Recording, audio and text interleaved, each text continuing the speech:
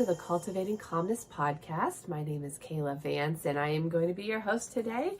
And today I wanted to talk a little bit more about testing and why it's so important. And when I say testing, I'm talking about blood tests, urine tests, saliva tests that you would traditionally get through your primary care physician. And why, as a therapist, I talk about these things with my clients and why I recommend them. But before I get too much further into that, I'm just going to ask a question. So if you're listening to this and you have had symptoms going on in your body and you felt like just something is off, something is wrong, and you've gone to your doctor and they have had you do some kind of blood test and you've done the test and it comes back, and what does your doctor say? Well, everything looks perfect. Everything looks great. You're fine, but you don't feel fine, right? You don't feel fine because something is off, and you know your body and you know that something is not right. So I'm here to talk about why that might be the case. So, when I recommend getting tested, I recommend getting usually full panels. And so if I talk about hormones, so there's lots of different tests you can have done, but hormones is a good example of where you can get different results depending on who you talk to and what kind of tests you get done and when you get them done. So if I've definitely had this happen, I've had people come and say I've had my hormones tested and they all came back fine. Cool. Or I've had my thyroid tested and it came back fine. But when I ask what specific hormones you had tested, what specific thyroid hormones you had tested, and they can tell me, one or two, well, I can tell you that that's not enough. That doesn't give you a full picture of what's going on. I guess it would be like if you had a painting on the wall, if you had, the Starry Night, and we just took a corner of it and we showed it to you and we said, this is the picture. Would you have an idea of what the whole picture looks like if I just gave you a corner of it? Probably not. You wouldn't get the whole idea of what that beautiful picture looks like. I would have to show you the whole picture for you to really see the whole picture. Not just a section of it. And that's what traditional hormone testing does, is it's giving you a snapshot, it's giving you a little bit of information, but it's not giving you all the information that it could be giving you. Why is that important? Well, if you're feeling like something is off and you've done the testing and your doctor says everything is fine, you might start to believe like, well, am I crazy? Is something really going on? Or the doctor recommends that you do some other procedure or you take some medication then because you're feeling off. But really, if they haven't looked at the whole picture, they don't really know what's going on fully inside your body, okay? So this is why, you can go to your primary care doctor and you can ask for a full hormone panel. Traditionally, that might mean that they are going to recommend it will cover testosterone, one estrogen, which is usually estradiol, progesterone, and cortisol. So they might test all of those. They might not test all of those. And if that's what they did and they came back and it said, oh, it's fine, well, great, except they haven't looked at all of your hormones. Do you know how many estrogen hormones you have? Any guesses? There are 10. There are 10 estrogen hormones, okay? So the most common one is estradiol, and that is the one that can be tested and found in your blood. So if they did a blood test and that's all they did, that's what they would see. They would see estradiol and I believe progesterone. I could be wrong. So they aren't able to see all the other estrogens in your blood because it can't test all the estrogens in your blood. Well, what else do you need to test? Well, to get a full idea, you would want to first get all 10 of your estrogens tested, your progesterone, your testosterone, your cortisol, which would fall under the adrenal hormones, your cortisone, your creatinine, and your DHEA. And you want to get a full spectrum. So blood, saliva, and urine. Urine traditionally is going to show you what is being excreted, what your body is obviously getting rid of, flushing. It's not telling you what your body is holding on to. So blood can do that. And saliva may be able to do some of that. And cortisol, if you've gone and you've had your cortisol levels tested and, you're just feeling drained all day, and they test you in the morning, and maybe you're really good at mornings. Well, your cortisol is probably going to come back looking just fine. But it's not just fine. You're feeling like crap. So your cortisol fluctuates throughout the day. It should start off lower, go up in the morning, kind of come down throughout the day, and you want it to be going down in the evening, right? But some people, their cortisol is off, and that's where you maybe have those night owls who have that sudden burst of energy in the evening, and their cortisol may actually be going up in the evening when it should be going down in the evening. When the sun is going down, we should be going down, not be getting a burst of energy and be wanting to do more and able to do more. We need to be doing less and getting more sleep and going to bed. And so that could be a sign that your cortisol levels are off. But if you're not testing throughout the day to find out what that pattern is doing, where your cortisol levels are, morning, afternoon, late morning, mid-afternoon, evening, then you're not really going to have a good idea as to what your cortisol is telling you. So this is kind of what I mean when I say get a full hormone panel. So you can request that of your doctor. You can be specific. And, if you were working with me, we could look up different labs you could ask them for, or different tests you want to ask them for. And that way they can specifically request or run those labs for you. And if you're using insurance, then those may be more likely to be covered versus if you go to a private lab to get tested, which you can do. You can go online and you can request testing, and a doctor signs off on that, and you can get the test done. You can take it to your doctor to review. Those may not be covered by your insurance. They could be. So if you're looking to have things covered by insurance, you may, I don't know what would be covered if you take that route. And another really good option would be to see maybe what we might call a non-traditional provider.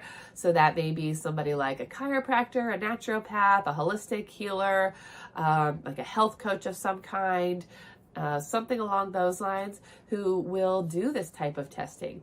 Traditionally, though, these providers are not covered under insurance. They could be. You may be able to get them covered by your HSA or some kind of super bill or something like that. But even that may not be covered by your insurance. So just keep that in mind. Testing can be fairly expensive, but if you're struggling and you feel like you're just throwing like darts at the wall, or spaghetti noodles at the wall, just seeing what sticks, this may be the route that will actually get you some answers and give you a pathway to getting back on track. So full hormone panels are important, but first you have to know what a full hormone panel is and what you actually are needing to find out that information. And it's important to find out that information because it does give you the whole picture. And I know it can be very frustrating to go to your doctor and hear everything's fine when you don't feel like everything is fine. And I know I've heard this from my clients, and I recommend that they do further testing, or they do it again, because I may be seeing symptoms of things that could indicate that there's a problem, and it's not a problem that as a therapist I cannot find out myself. So we could look at your labs together. I do have training in that, so I could help you look at them. I could help you kind of process what you're seeing, and we can discuss like lifestyle changes and what that might mean for you. And these are all things that I can do as a holistic therapist with you, but I cannot physically run the tests for you. I could just recommend that you look into something and that you can get further answers, and you can look into these things to help you make the progress and get the healing that you're looking for. So I think I mentioned, your adrenals cover cortisol, cortisone, creatinine, and DHEA. So if they're only testing one of those, you're not getting a full picture. If they're only testing one estrogen, you're not getting a full picture. If they're only testing your blood, you're not getting a full picture. So you want to get all of the things tested to really get that full picture. So if your doctor's not doing that, you can request that they do that. You can tell them that that's not enough, and that you know why, and you know that they need more information. If you aren't getting it from your doctor, you may need to look elsewhere. And I know that's difficult, but that may be the step that you need to take. And so there are different providers out there where you can find these labs. There's like Quest Diagnostic. You can find them online. And depending on your area, if you just type in like local, blood testing labs, bunch will pop up, and you can kind of do some research and see. And a lot of them will have their own sets of tests and things, and you can pick and choose what tests you want. And again, they have a doctor on staff that will sign off on those. You can get the answers, you can take that to your doctor, and then you can move forward with getting answers or treatment. You can get a Dutch hormone test. That's like I don't know if I say top of the line, that's the gold standard, I guess, for getting like your hormones tested. It's going to test all of those things that I just mentioned, as far as estrogen and testosterone and adrenals, and it's going to find out like where everything is at a certain day if you're a woman in your cycle. And for men and women have the same hormones. They just have different levels of hormones. So that's important to know as well, that the men have estrogen too. They obviously just don't have as much estrogen. And so women have testosterone. We just don't have as much testosterone. And so if our levels are off, we're going to experience things that we should not be experiencing. Another test that is common that I hear people talk about real quick is thyroid testing. So if I mention, well, if you had your thyroid tested, and I hear, got it tested, they said everything was fine. Cool. Typically what we find when your thyroid is tested, traditionally, they're looking at 1, maybe 2 or 3 numbers. So the traditional test that they're doing is on your TSH. And if that number is high, they'll look at that and say you have hyperthyroid. If that number is low, they're going to say you have hypothyroid. But that couldn't be further from the truth, because they're only looking at one number. And there are, I think, 8 or 9 numbers, 9 or 10, I could be wrong, numbers that you need to test your full thyroid. Because just because the TSH is high or low, or even on point and normal or within range, doesn't mean that your thyroid as a whole is doing well. So if you're listening to this, you're watching this, some other numbers you might want to consider and tests you want to know if you're thinking that your thyroid is off. You want to test your TSH, your T3 free, your T4 free, your T4 total, your T3 total, your cortisol, your thyroid antibodies, your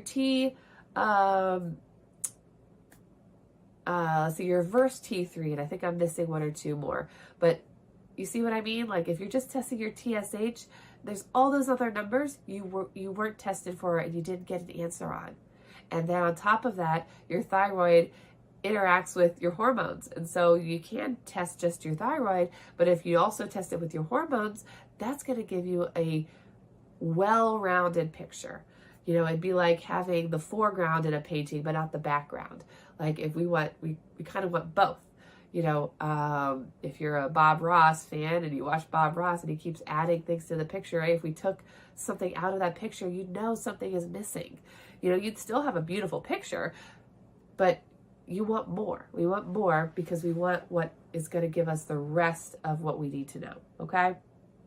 Let's see. I was trying to think, another common test to finish us off is like getting your iron tested. So how many of you have gone to the doctor and you have the symptoms of like low iron, which would be like cold extremities, hair loss, like difficulty sleeping, low energy, shortness of breath, things like that, always tired. And they come back and they say, your iron's normal. Well, if they were just testing like your iron or your hemoglobin, the iron in your blood, then they're not testing the right thing. what they need to also be looking at, like they can test your hemoglobin and your iron in your blood, which is like the mineral that's carried in your blood that carries oxygen, like your red blood cells. But ferritin is the protein that stores iron. So it's how much your body is storing of the iron. And so if that is like depleted or low, right, that's going to have a greater effect on all of those symptoms than just testing your iron. Like if you go to donate blood and they test your iron and you do the little finger prick, they stick it in the little tube. And it's been a little while since I've donated blood. But I think if it sank, you were good. If it floated, you did. I don't remember which way it happened, but one of those. And if it did one you didn't want it to do, let's say if it floated and it was supposed to sink, then you couldn't donate blood because your iron was too low. Well, that's what that is testing. But ferritin is going to tell you what's stored in your body, which is going to have a greater effect on all those symptoms. So that's where you're going to find out, like, am I truly iron deficient or not? And that is what's going to help you to know, like, what supplements you need to take or what your diet changes you need to do, because whole foods are going to affect you and going to be better for you than the like synthetic vitamins. But either one is going to hopefully help you improve the iron stores that you have in your body. So when we talk about testing, that's what I mean. When I say get a full panel of whatever, we're looking to get the whole picture, not just a portion of the picture. So if you come to see me and we're working together and this comes up and, you are able to pull up your labs or bring them in, we can look and see like what numbers were actually tested the last time you were tested.